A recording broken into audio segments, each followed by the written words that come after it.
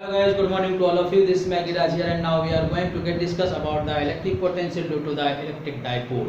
तो अब हम वैद्युत द्विध्रुव के कारण वैद्युत विभव ज्ञात करने जा रहे हैं, ठीक है ना, और वो भी r, थीटा स्थिति पर।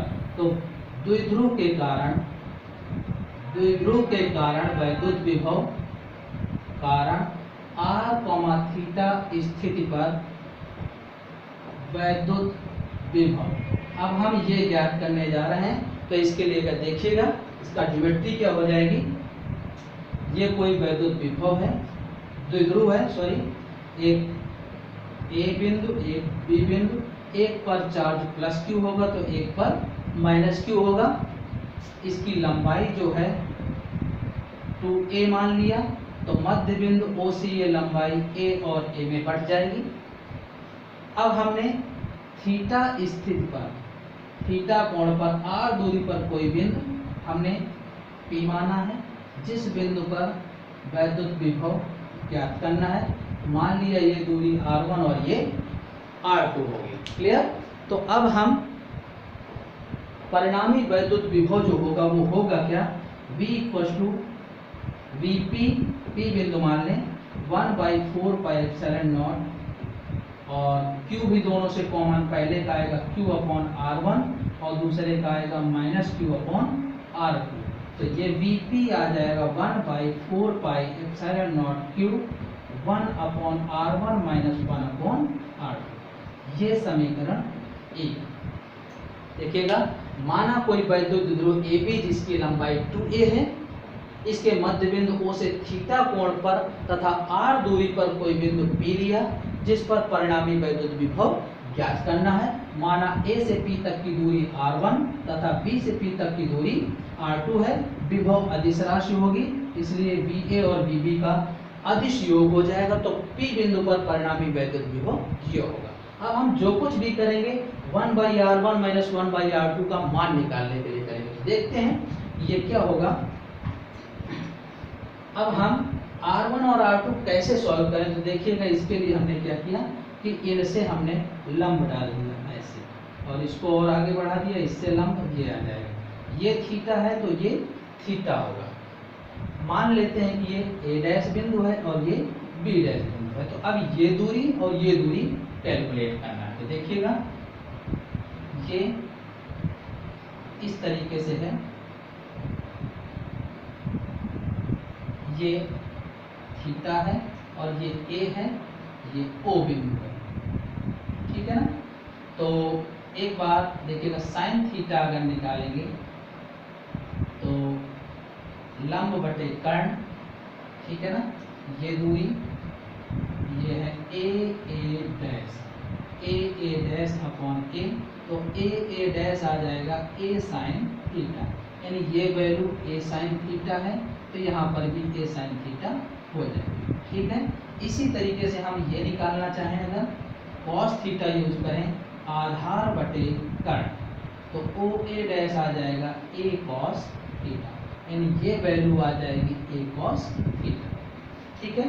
तो अब हमें एक बार ये त्रिभुज यूज करेंगे। P बिंदु है A', ये है R1 और ये है A cos theta, sorry A sin theta, और ये वैल्यू बचेगी। देखिएगा O से P तक की पूरी दूरी थी R, और इसमें इतनी माइनस कर दीजिए तो R - A cos थीटा ये आ जाएगा। और जब हम पूरा त्रिभुज ये वाला लेंगे तो ये आ जाएगा, ये लंब है, तो ये आ जाएगा R + A cos थीटा, ये A sin थीटा रहेगा, और ये R2। अब इन दोनों त्रिभुजों में हम पाइथागोरस थ्योरम यूज कर सकते हैं। तो देखिएगा यहाँ पर कर्ण का स्क्वायर = आधार का स्क्वायर प्लस लंब का स्क्वायर, इसको समीकरण 2 मान लीजिए।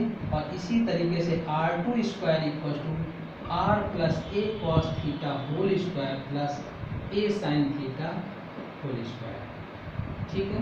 ये समीकरण 3 मान लिया, बस। अब हमें इन्हीं को हल करना है। यहाँ तक किसी को कोई प्रॉब्लम नहीं होगी। हमने इससे लंब यहाँ पर डाला और इसको आगे बढ़ा के यहाँ से लंब बी डैश डाला। ये और ये हमें दोनों निकालना है, क्योंकि हमें ऐसे अभी ये समकोण त्रिभुज थे नहीं तो पाइथागोरस प्रमेय यूज नहीं कर सकते थे, फिर हम R1 और R2 सॉल्व नहीं कर पाते। इसलिए हमने लंब डाला ताकि ये समकोण त्रिभुज बन सके, और जब समकोण त्रिभुज बनेंगे तो हम पाइथागोरस प्रमेय यूज करके R1 और R2 की वैल्यू निकाल लेंगे। तो हमने देखिएगा ये वैल्यू a sin थीटा और a cos थीटा निकाली, और सम्मुख कोण बराबर होता है तो उतना ही इनके लिए भी होगा। अब हमने एक त्रिभुज a डैश p और एक त्रिभुज ये आया b b डैश p, ये दोनों निकाले और इनमें पाइथागोरस प्रमेय यूज करके ये दो समीकरण प्राप्त कर लिए। अब इन्हीं दोनों को हल करना है। देखिएगा सबसे पहले हम इसी को सॉल्व कर रहे हैं, समीकरण 2।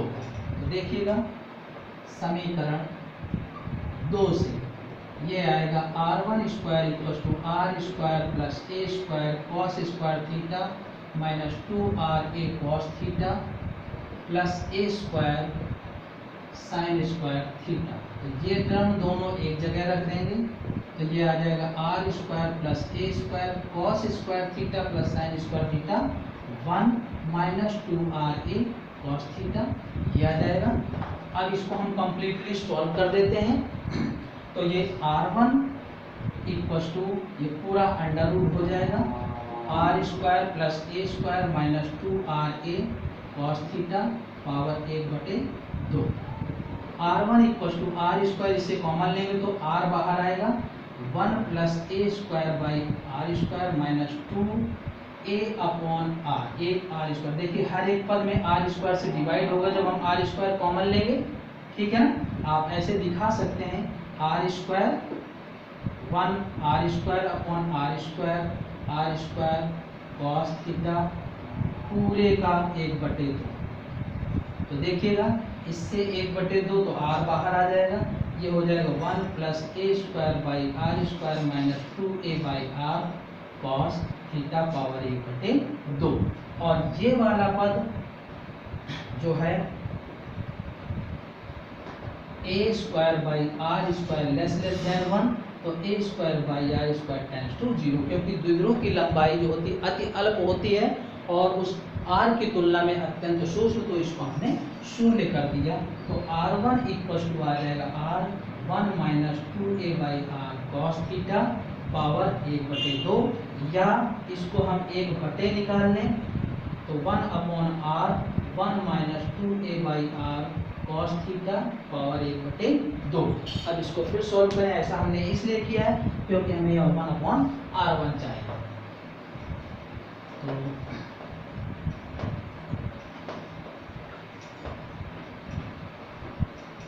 ये मान हो जाएगा 1 by r1 equal to 1 by r और 1 minus 2a by r cos theta, ऊपर आ जाएगा तो माइनस 1/2 हो जाएंगे नीचे से। और अब हम इसको 1 minus x power n equal to 1 minus n x द्विपद प्रमेय से ओपन कर दिया।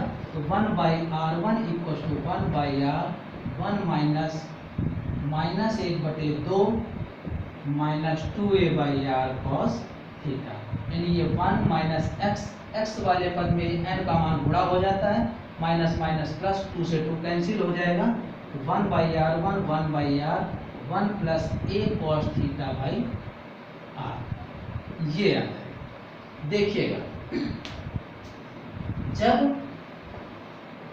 ये समीकरण था r1 square equal to r square plus a square minus 2ra cos theta, तो ये आया, यहाँ प्लस आ गया।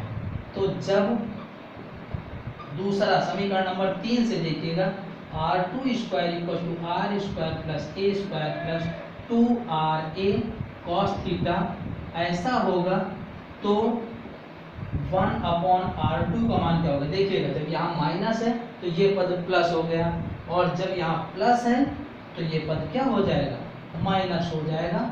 बाकी एज इट इज आएगा, आप सॉल्व करके देख सकते हैं।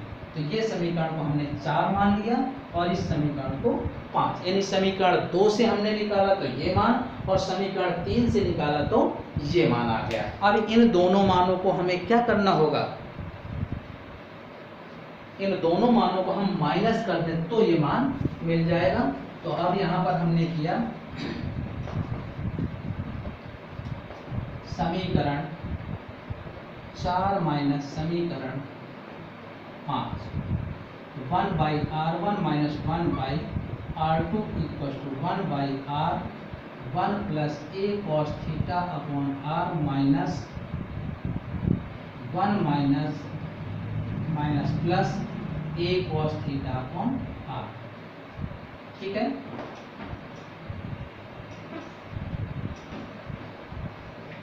तो ये वैल्यू आ जाएगी 1 से 1 cancel, 2a cos theta upon r means 2a cos theta upon r square 1/r1 minus 1/r2।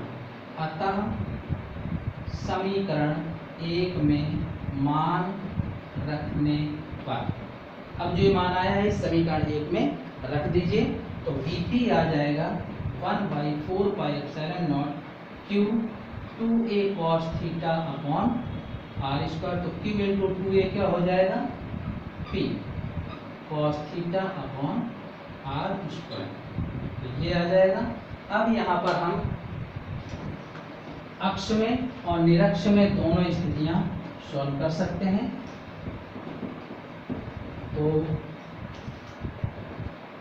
जब थीटा 0 तो अक्षीय स्थिति मिल जाएगी, तो Vp आ जाएगा 1/4πε0 p cos 0 upon r square. It means Vp equal to 1/4πε0 p upon r square. और जब theta 90 degree तो निरक्ष स्थिति आ जाएगी, निरक्षीय, और Vp की वैल्यू ये 1/4πε0 p cos 90 upon r square, तो 0 हो जाएगा। तो ध्यान रखिएगा, विभव द्विध्रुव के कारण सिर्फ अक्षीय स्थिति में प्राप्त होता है, निरक्षीय स्थिति में वैद्युत विभव का मान 0 रहता है।